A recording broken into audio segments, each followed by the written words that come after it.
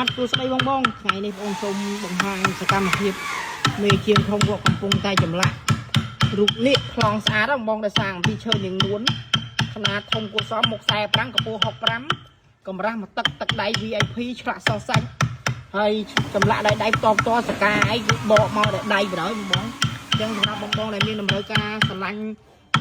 រូបចម្លាក់ដែលសាងពីឈើនាងនួនច្បាស់ទឹកដៃពិនិត្យកុំភ្លេចបងប៉ាស៊ីលេងអរគុណច្រើនបង